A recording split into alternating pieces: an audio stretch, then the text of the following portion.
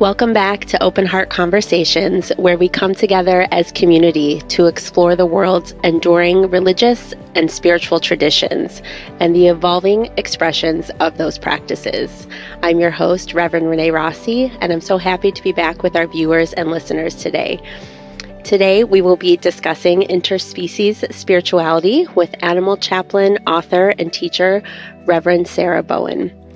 Sarah is an animal chaplain and a co-founder of Compassion Consortium, the first interfaith, interspiritual, and interspecies community for people who care about and advocate for animals and the planet, where she leads the Animal Chaplaincy Training Program. Sarah is an award-winning author and a passionate speaker and teacher, and we're so glad to have her with us today. Sarah, welcome to Open Heart Conversations. I am so delighted to be here, Renee. Thank you. So let's jump right in and explain to us, what is interspecies spirituality? Good. Let's unpack that for a minute.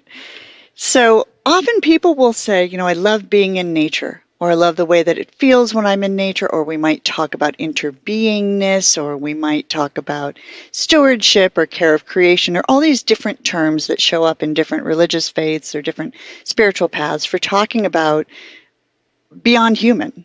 Right? What is that beyond human? What interspecies spirituality says, rather than just look at the kind of whole, let's also get very curious about the individuals in that whole. So rather than I was meditating in nature today, it might be I was meditating with a woodpecker, or I was hiking today near deer. It's a way of starting to see the specific animals who might be in a practice. It's also a way of starting to talk about some of their needs, some of their concerns. We'll talk today, there's some fascinating science we now have about, do animals have spiritual lives themselves? And if they do, should we attend to those? So interspecies spirituality is about you, the animal, whatever it is that connects you to your spirituality, and the habitat altogether. And for the purpose of our conversation, can you define what you mean when you say animal? Oh, that's such a great question. So humans are animals, but when we say animal, we usually mean other than, right? We tend to mean dog, cat, goat, toad, maybe, snake, rabbit? I say those slowly so that people can listen and think, do I think that that one's an animal or that one's an animal? So for our purposes today, animal is a being that is other than human, who's been categorized as something called animal. And how did you become interested in exploring these practices and animals in general, and just, interspecies spirituality? Now I'm going to need to tell you a little story. Okay. Please do. I'm a preacher's kid. I'm the preacher's kid that your family warned you about, right? I was the rebellious preacher's kid. And I had this father who was very, very busy and would take us to the hospital, to the funeral home, to the nursing home, in between swim lessons and schools and things while he was running errands. And so very early in life, I got comfortable with the idea that beings sometimes are alive, sometimes are sick, sometimes are injured, sometimes die. And I saw my father giving a lot of care to those beings, attending to people when they were sad, when they were grieving. What do we do for funerals? All of these kind of things I saw my father doing. But I had a lot of questions about why we didn't do that when we lost our cat, when Fluffy ate rat poison, or when Himmy went missing. Why didn't we do all of this? And so I started, taking on the family business in another way. And so I started doing funerals and prayers and all sorts of things for the animals around me, or the other than humans, to the full extent of bringing home little chipmunks and little squirrels in my lunchbox who I found on the road who'd been hit by a car, things like that.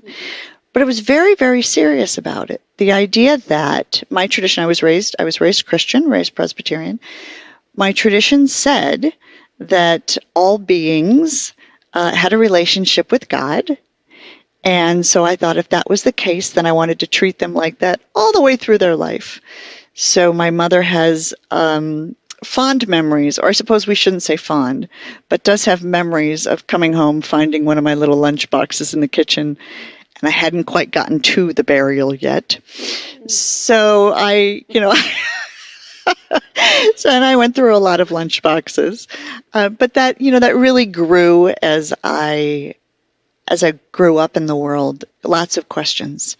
Why do we treat animals differently than we treat humans?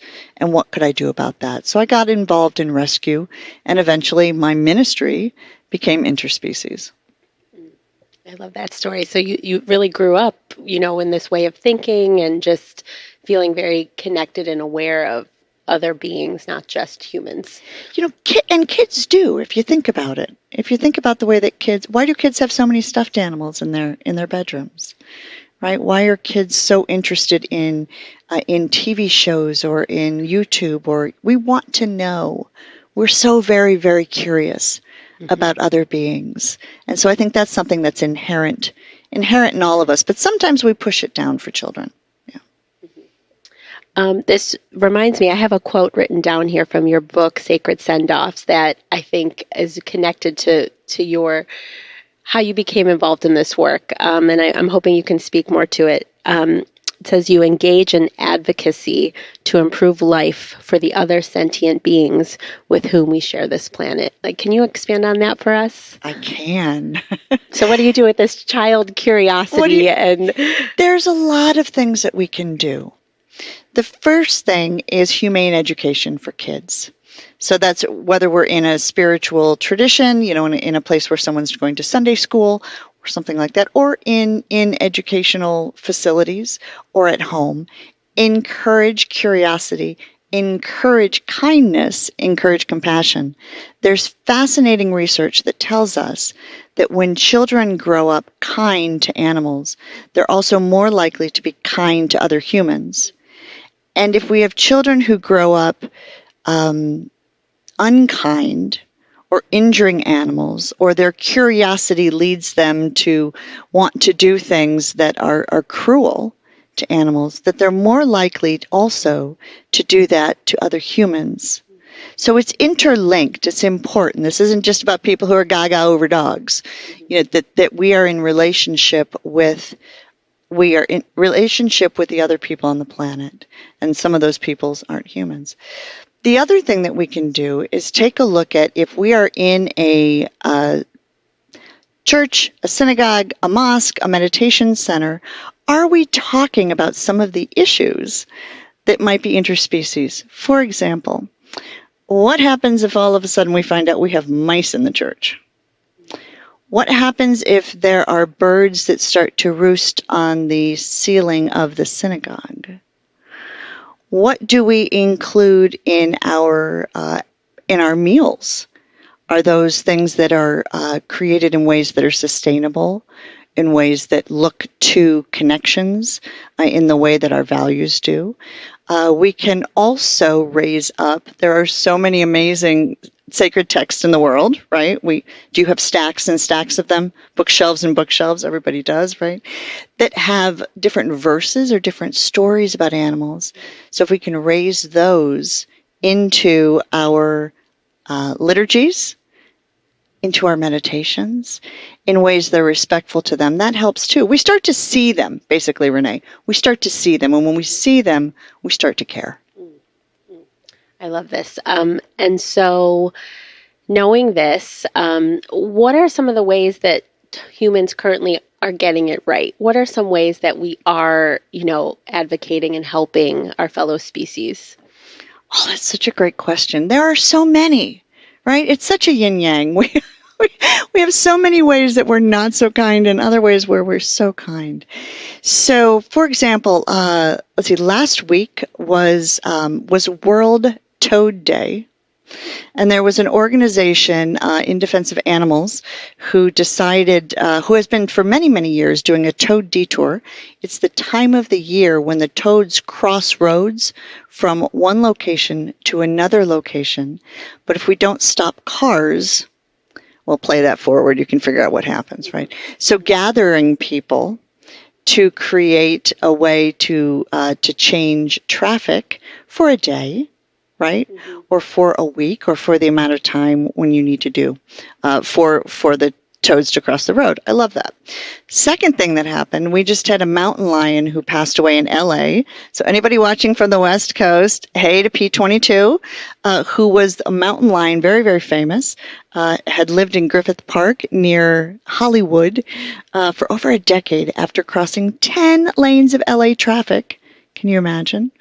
He recently passed away, and so we had an interfaith ceremony of over 5,000 people to talk about the issues of roads, again, and humans. There are a lot of preventable deaths that we can do in our environments.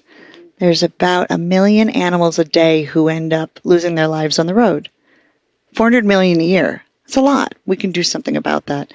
So there's a lot of organizations who are doing that kind of work. And then there are other organizations who are partnering in different ways to clean up oceans, to clean up habitats, to help do legislation so that we have laws that help protect animals. So it's really kind of endless. I could go on and on and on, but I see that there's a lot of ways, especially that religious and spiritual organizations are teaming up with conservation organizations and with other animal nonprofits to make really powerful, powerful partnerships. And that's what we're doing at Compassion Consortium. So that's one of the ways that we're doing that, is bringing people together who are concerned about these issues. That sounds like really impactful work, and like it makes a difference in these beings' lives and in our relationship with them. It does. We find that, we have a moral circle of compassion. Right? So the people we care most about are our family, our friends.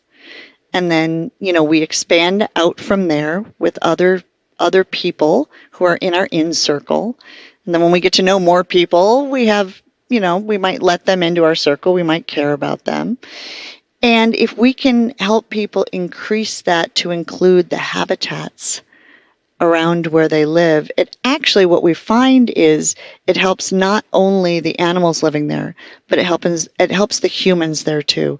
So it's really kind of if we're going to talk about inner beingness, if we're going to talk about oneness in spiritual circles, then we got to walk our walk. Mm-hmm. Yeah. Mm-hmm. I'm curious if you can speak about maybe the flip side of this. There are a lot of beautiful things happening and prevention tactics that people are engaging in to care for other living beings. Can you maybe speak to the other side of that, like where you might like to bring some awareness, where maybe humans aren't getting it so right when it comes to animals? I can give a couple of really easy things we can do to help with this. Mm-hmm. The first thing is to stop considering animals its. Because when we're doing that, we're considering them property. So legally, animals tend to be property around the world, right?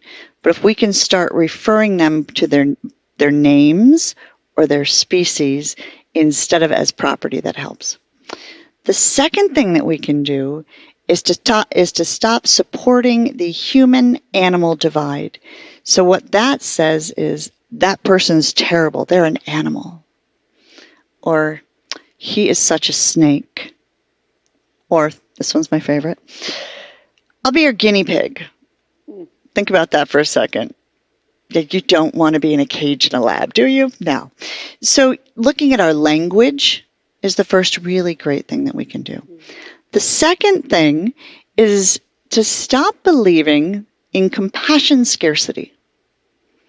So what happens is we start to think sometimes, I can't care about this group of animals or this species because it means I'm taking time away, or love away from this group of very important humans that I'm advocating for.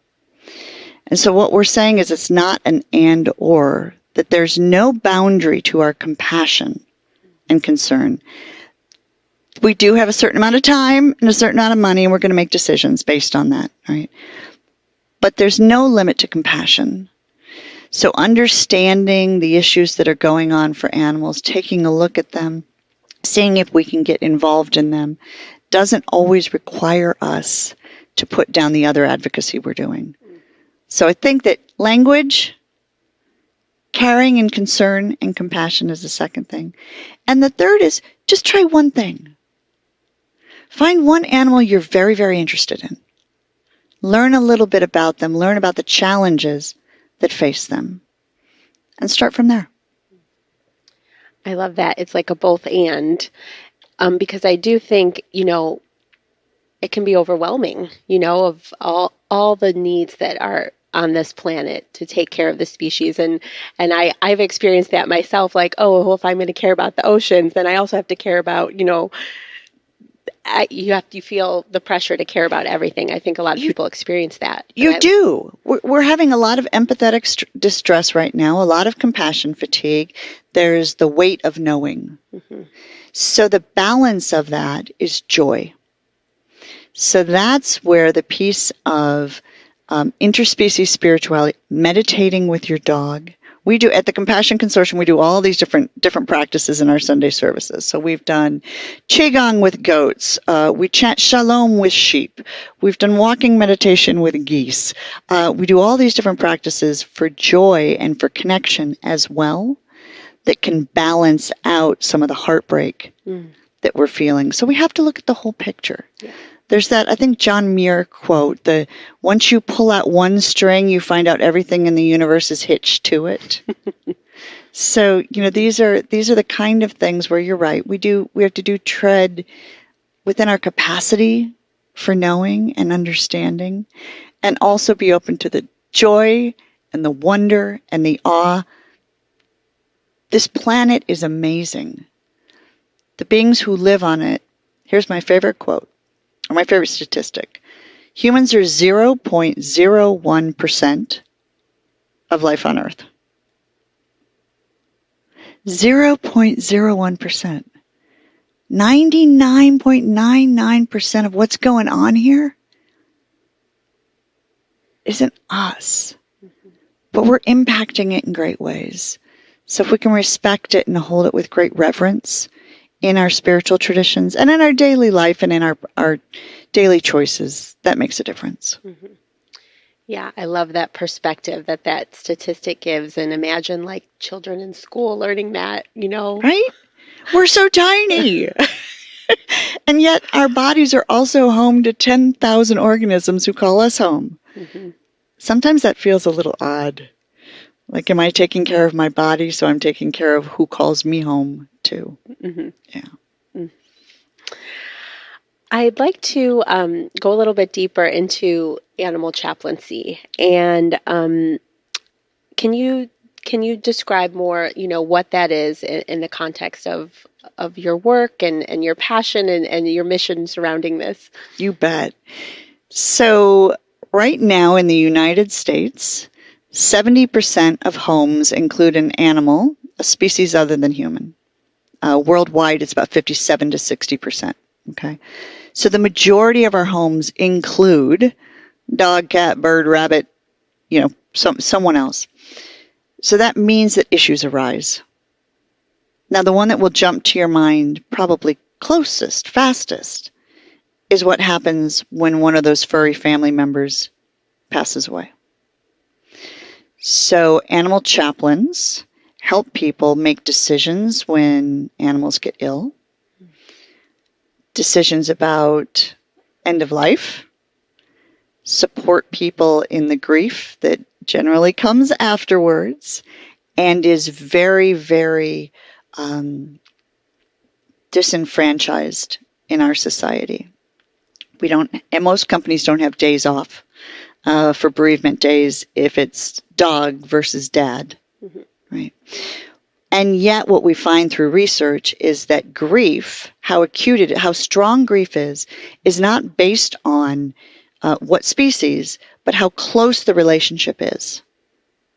So that's fascinating. So we know that from a clinical level, that if you have a very, very strong attachment and relationship with a being and they pass, it's not just a dog. Mm-hmm. So people, a large amount of people will have problems eating, sleeping, functioning in daily work. So animal chaplains help them get back on track. Help them lean into their spiritual practices, help them find balance in those times. So we do a lot of work there.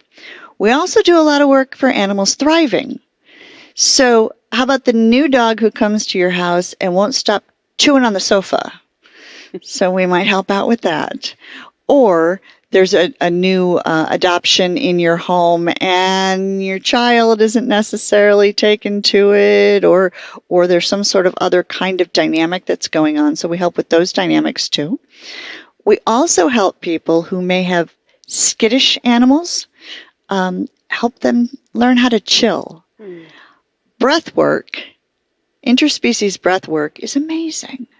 Interspecies meditation, we have a lot of research on this now too, that if we can calm down, they will calm down. It's a benefit for both of us. We have some fascinating research about prayer on behalf of animals in terms of healing. So that's kind of fascinating. So animal chaplains help with that. Animal chaplains, of course, do blessings, funerals, memorials, all of those kind of rituals that you might see in the human world. Mm-hmm. We do those as well. And then finally, where we started, which is a lot of advocacy, like you and I having this conversation today.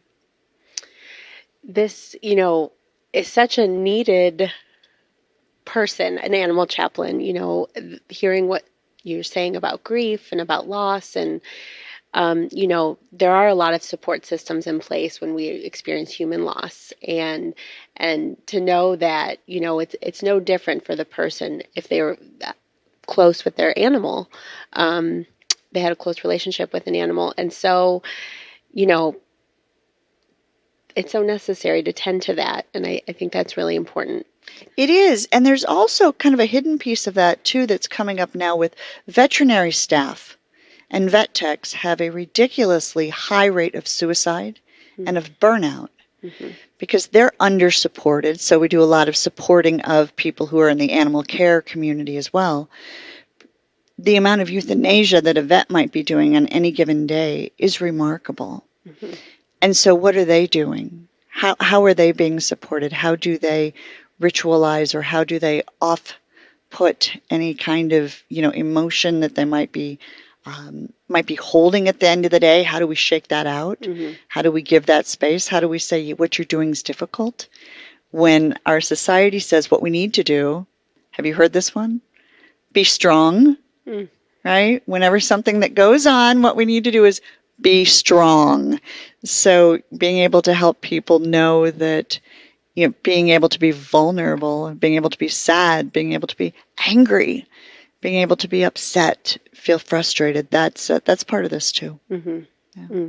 Yeah, that's really important to support the people who are dealing with this on a daily basis as well. Because it's all interconnected again. Mm-hmm. It's all interconnected. So, and we find again when we help animals, we help people.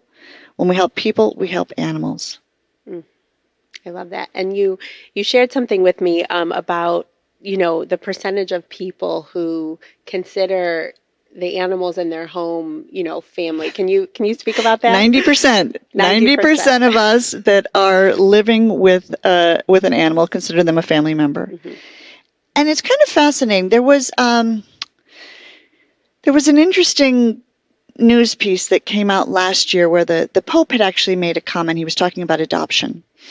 And adoption is Pope Francis is a very big topic for him and important, and it's a very important issue, adoption of children. And in his comments, he said a lot of people adopt animals and it's selfish. And there was quite a big kerfuffle after that in a number of communities, and I ended up speaking with a Vatican News reporter about that.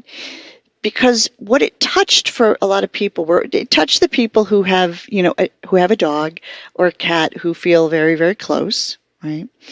It also touched people who, within that tradition, are unable to adopt human children because of the prevailing guidelines within the Roman Catholic Church. So same-sex couples, right? At this point, it's still you as a same-sex couple have to decide if you're going to go with the guidelines of your church, or you're going to go with the guidelines of your heart, right? So often that also ends up with people who have a high percentage of having a dog or a cat in the home, right, as a way of dealing with that tension. And it also, people who can't have children, don't have the money to adopt a child, or who've been rejected when trying to adopt a child, because adopting a child isn't as easy as walking down the store and saying, I'd like one, right? There's a lot of important processes in place, but there's also a lot of red tape. So when we talk about why so many of our homes have dogs and cats, well, they're fun and it's nice and we love them. And there's also some kind of systemic things that are happening that require that. And I also speak to wrap it up, I speak to a lot of younger people who say, I'm not sure about the impact of bringing more children onto the planet. So right now, I'm going to work with a dog. So some of these questions or some of these topics can feel like they're little puppies and rainbows, right?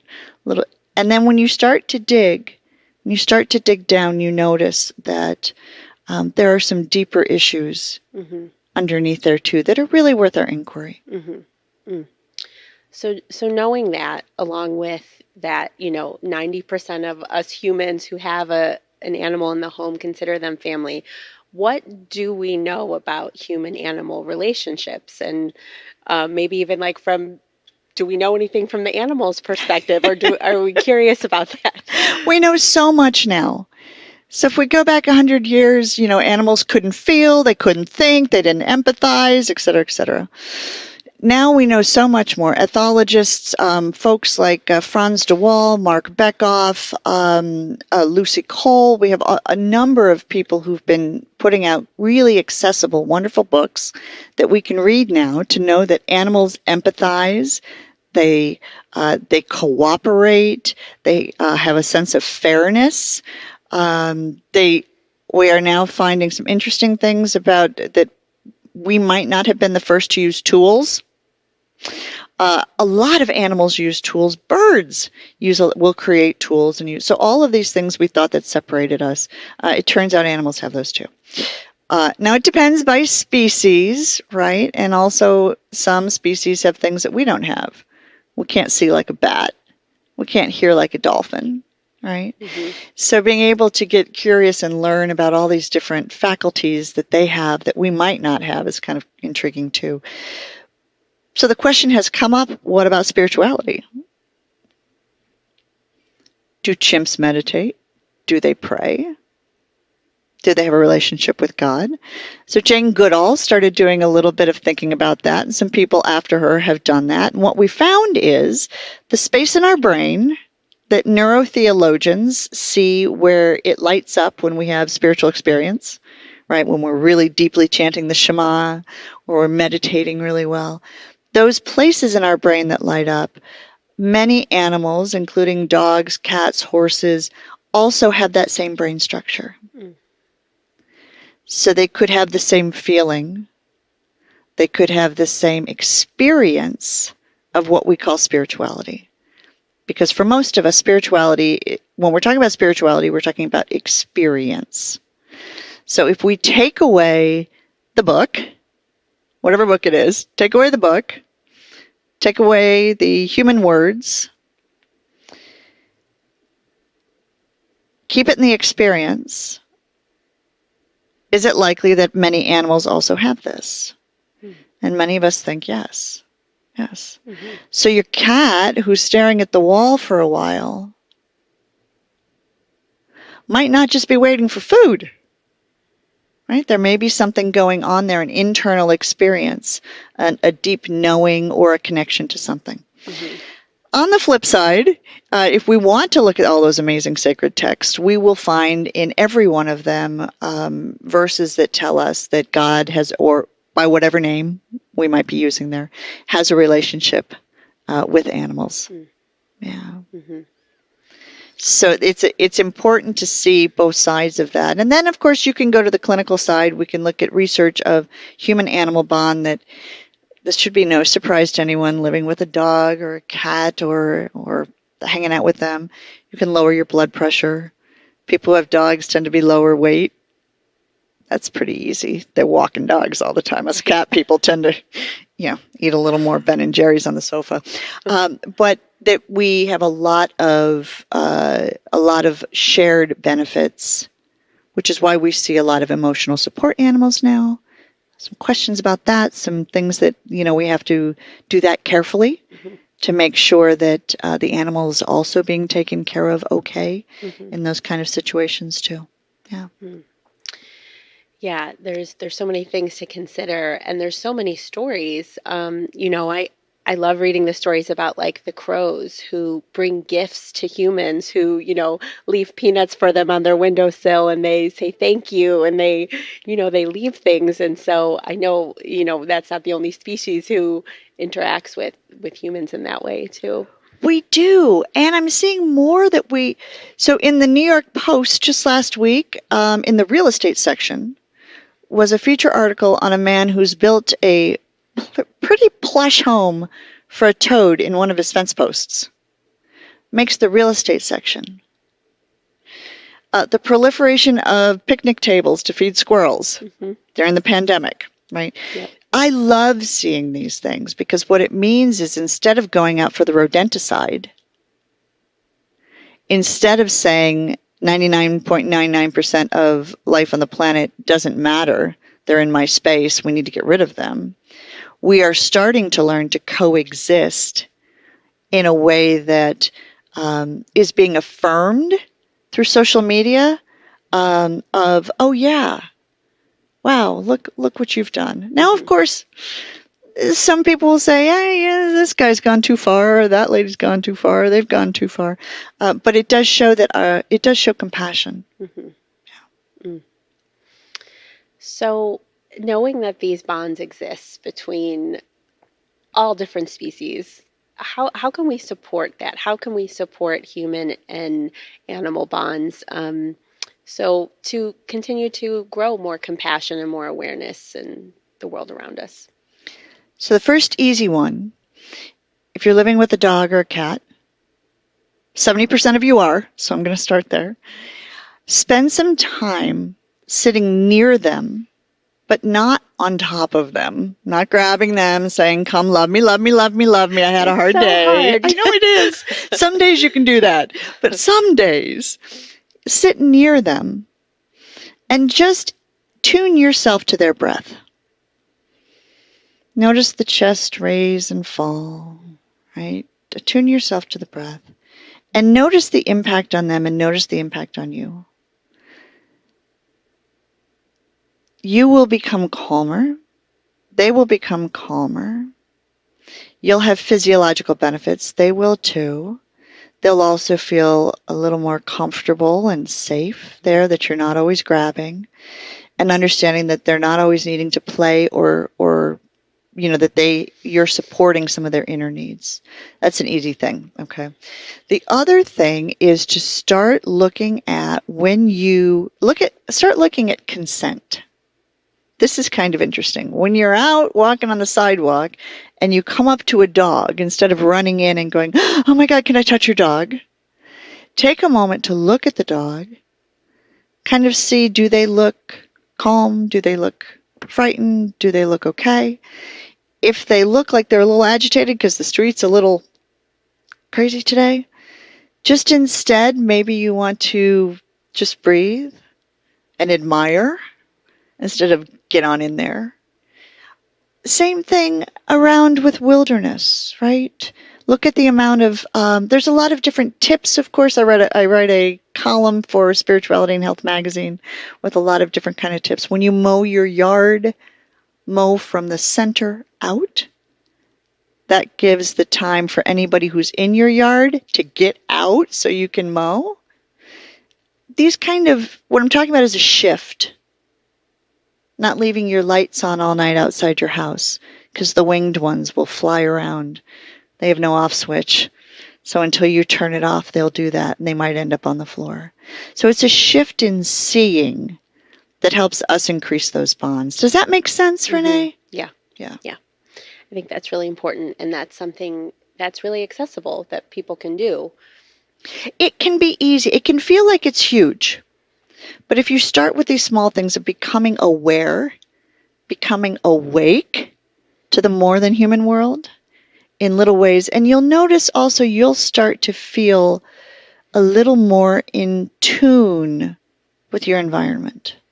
Mm-hmm. Give it a shot. Let me know how it goes. Okay. I will. I'm going to start.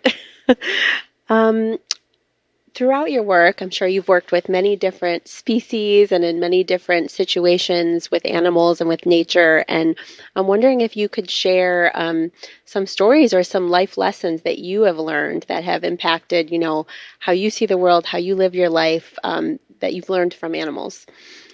So many. I learn a lot from squirrels, which is interesting because some people love squirrels.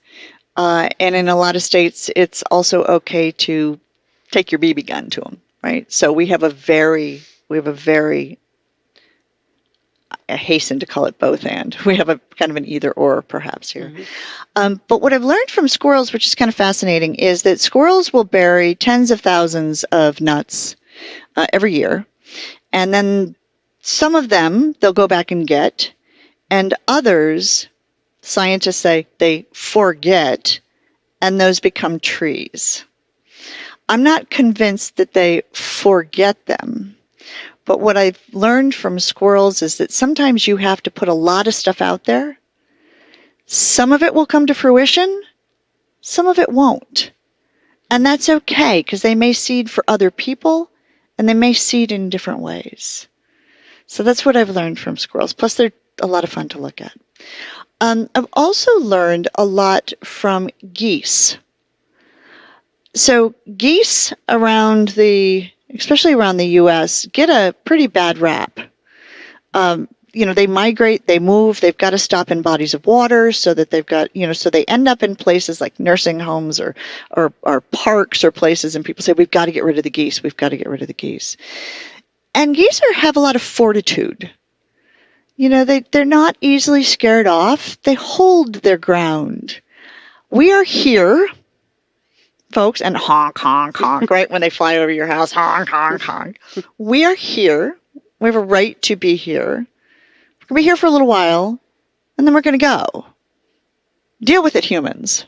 Now, I have no idea if this is what they're saying in their head. I'm anthropomorphizing just a little bit. I understand that. But what I've understood from that is a little bit of holding my ground, too. Not everybody is going to understand what you do or who you are. And we're not always going to feel welcome. We hold our ground for a little while until it's time to move on to the next place. Mm-hmm. We could go on and on and on with these kind of, but you notice there again, there's this type of seeing, of noticing what is their life like? One of the things that can happen is we can start going to oracle card decks.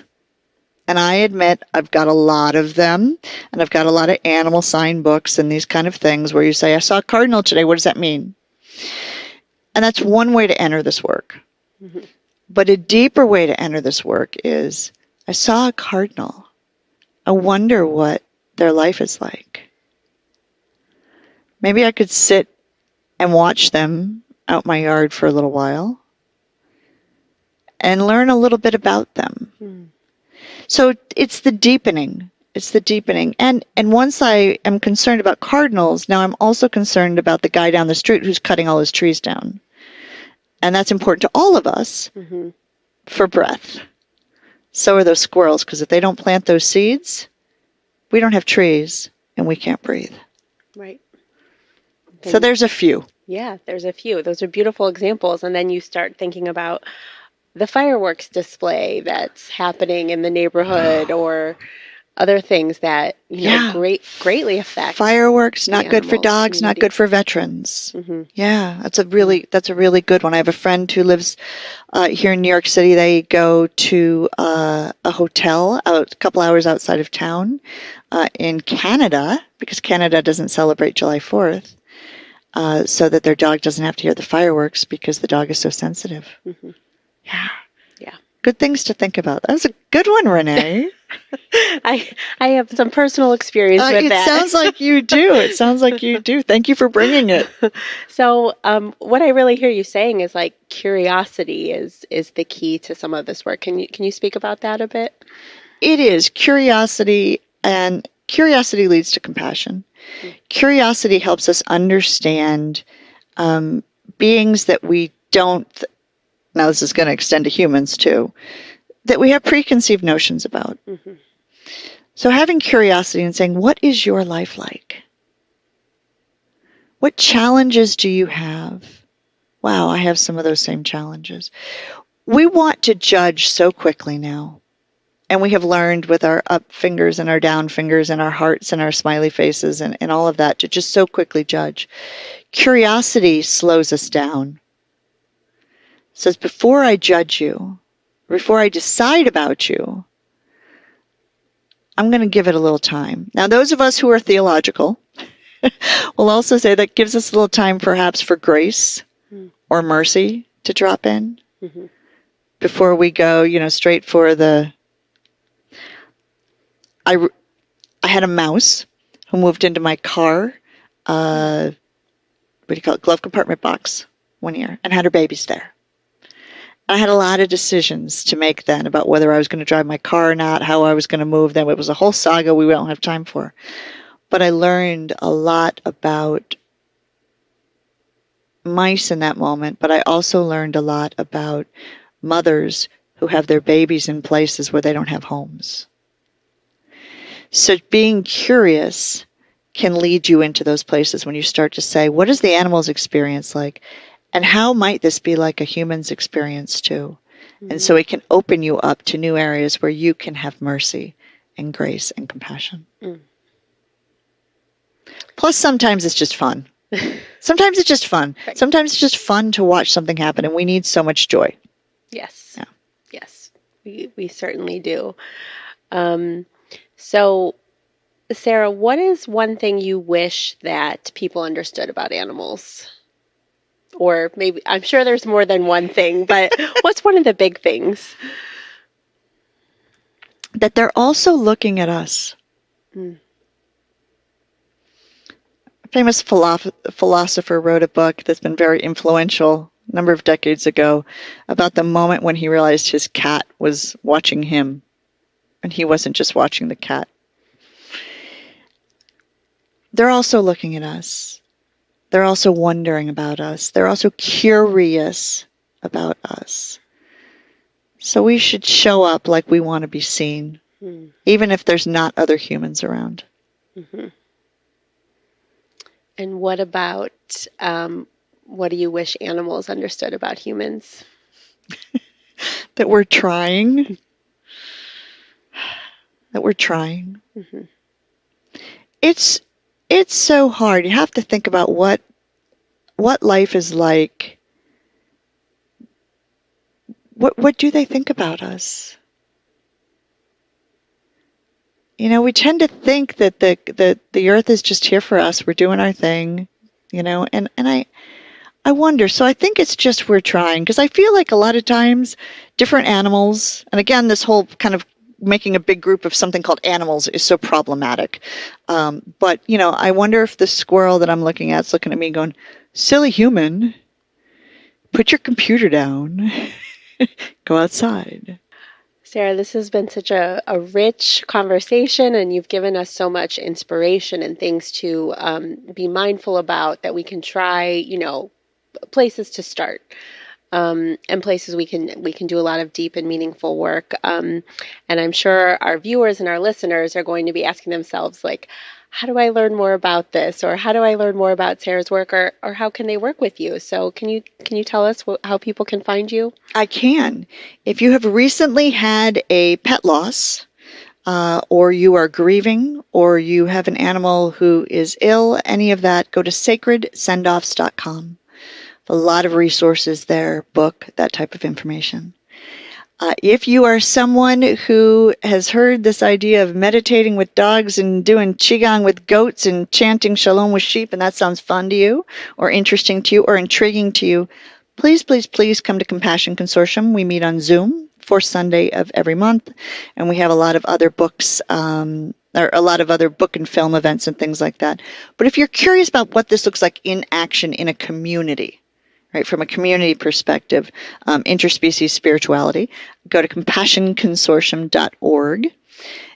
And if you have been thinking, I'd like to do that stuff Sarah's talking about and help other people, and you'd like to become an animal chaplain, we have a 9-month training program. The information's at compassionconsortium.org. And I would love to talk to anyone who's feeling called to this work to support humans, to support animals, and to support humans who work with animals and humans who love animals.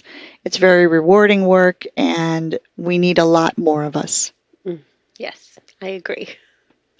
I'm hoping, you will leave us with it. You have a beautiful blessing at the end of your book, and I'm hoping that you will read it to us so we can go off into the world with your words. I would love to. I would like to have you have the experience for a moment. Yes.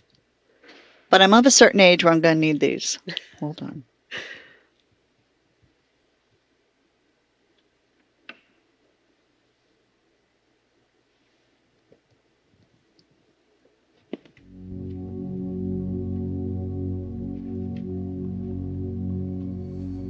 Okay, so I'm going to ask everyone to take a deep breath.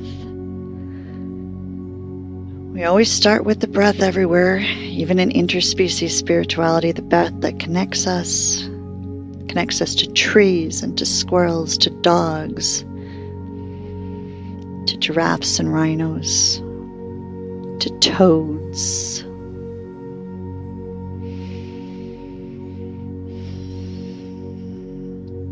And just take a moment to picture your environment, or if you happen to be near somewhere outside or by a window, to look out at your habitat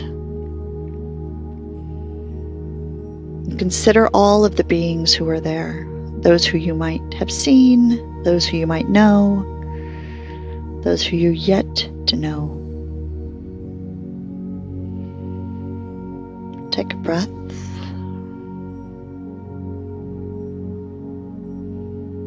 And consider this practice of blessing them. As I say these words, as I read them, think that they're coming from you. May my presence be a blessing to all creatures. Blessed furriness walking on 4 legs, may you be sustained and flourish. Blessed feathered of the skies, may you be sustained and flourish. Blessed finned beings of the water, may you be sustained and flourish.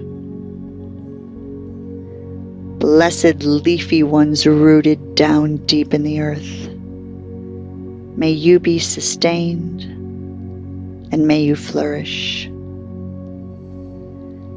Glory be to the forests and to the deserts and to the holy seas. As it was in the beginning, is now, and ever shall be. So may I live in connection to the everlasting cycle of life.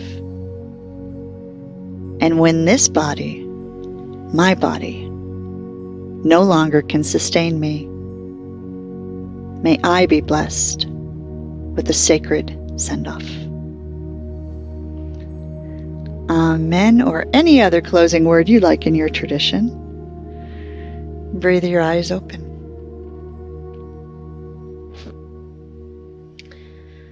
Sarah, thank you so much for that beautiful blessing, for sharing your wisdom and your experience, and just all your energy and everything that you gave to us today. Thank you very much. My pleasure. You are an amazing creature.